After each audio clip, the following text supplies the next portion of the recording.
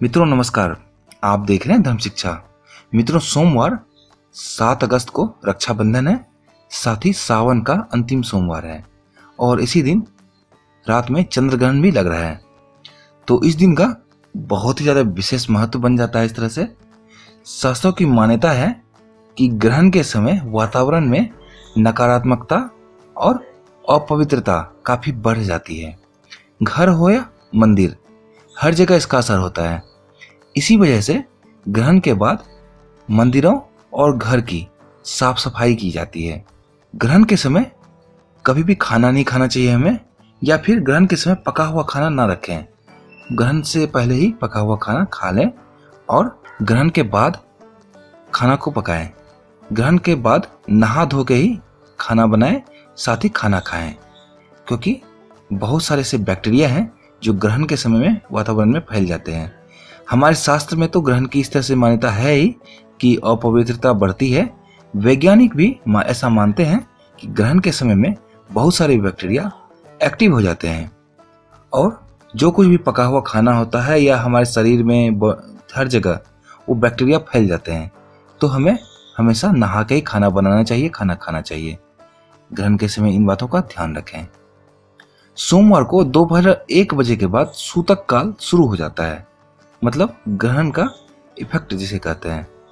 तो सूतक काल से पहले ही हमें सारी पूजा पाठ अपने निपटा लेनी होती है। ग्रहण के समय में पूजा पाठ भी वर्जित है। तो सोमवार को दोपहर 1 बजे से पहले ही रक्षाबंधन भी मना लें और साथ ही भगवान शिव की भी पूजा कर लें, क्योंकि इस दिन सावन का अंतिम सोमवार है। इसके बाद 1 साल बाद ही सावन आएगा, तो भगवान शिव को प्रसन्न करने का यह अंतिम मौका है। सूतक काल से पहले यानी कि दोपहर 1 बजे से पहले शिवलिंग पर पंचामृत चढ़ाएं। पंचामृत उन 5 चीजों के मिश्रण को कहते हैं, जो कि ये हैं: गाय का दूध, गाय का दही, शहद, शक्कर, साथ ही गाय का घी। इन सबको मिला के पंचामृत बनता है। पंचामृत को भगवान शिव के शिवलिंग के ऊपर चढ़ाएं, लेकिन ध्यान रहे 1 बजे से पहले पहले। इससे आपको भरपूर फायदा मिलेगा, भगवान शिव प्रसन्न हो जाएंगे और इसका सीधा सीधा असर आपके जिंदगी पे पड़ेगा, जीवन पे पड़ेगा। तो ये करें। इसके बाद मित्रों बताना चाहूंगा, मान्यता है कि ग्रहण काल में दिए गए दान कई हजार गुना ज्यादा फल देते हैं।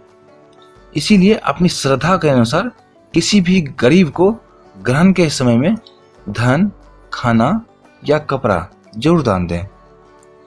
लेकिन ध्यान रहे, खाना आप पका हुआ नहीं दें, उन्हें कच्चा जो भी अनाज है वो दे सकते हैं। अगर रात में किसी को दान नहीं दे सकते, कोई उपलब्ध नहीं है, तो ये सब चीजें अलग करके रख दें। सुबह में आप उसे दान कर दें। अगर आप किसी को 1 रुपया देते हैं चंद्रग्रहण के समय, तो उसका 1000 गुना लाभ होता है। 1000 रुपया देने का लाभ होता है। तो दान जरूर करें। साथ ही चंद्रग्रहण के दिन गाय को हरी घास और पक्षियों को अनाज जरूर खिलाएं। गाय को हरी घास खिलाने का कभी भी ज्यादा महत्व है और पक्षियों को भी अनाज खिलाना चाहिए हमें, लेकिन चंद्रग्रहण के दिन इसका एक विशेष महत्व बन जाता है, तो जरूर करें। सूर्यास्त से पहले घर में तुलसी के पत्ते तोड़ कर लाएं और खाने पीने के चीजों में डाल दें। हर जगह जहां कहीं भी खाने पीने का सामान है आपका रखा हुआ, जो कि आप पकाया नहीं है आपने, लेकिन रेडीमेड आपने बाजार से खरीदा है, जैसे मिक्सचर वगैरह, इन सब में तुलसी के पत्ते जरूर डालें। इनसे क्या होता है, बैक्टीरिया उस खाने की चीजों पे नहीं आता, क्योंकि एंटीबैक्टीरियल होता है तुलसी। ये वैज्ञानिक भी मानते हैं और हमारे धर्म ग्रंथों में भी ऐसा ही है। सोमवार को सुबह जल्दी उठें और तांबे के लोटे से सूर्य को जल जरूर चढ़ाएं। इसका बहुत ही ज्यादा फायदा मिलेगा। इससे आपका स्वास्थ्य जो है वो सही रहेगा, स्वास्थ्य कभी खराब नहीं होगा। तो याद रहे, चंद्रग्रहण के दिन सोमवार को सुबह में तांबे के लोटे से सूर्य को जल जरूर चढ़ाएं। तो मित्रों, इन चीजों को जरूर अपनाएं चंद्रग्रहण के दिन। ऐसा मौका बार बार नहीं आता है। 12 साल बाद ऐसा चंद्रग्रहण मिल रहा है, तो इसका लाभ उठाओ। वीडियो देखने के लिए बहुत बहुत धन्यवाद। मिलते हैं किसी अन्य ज्ञानवर्धक वीडियो के साथ। तब तक के लिए नमस्कार।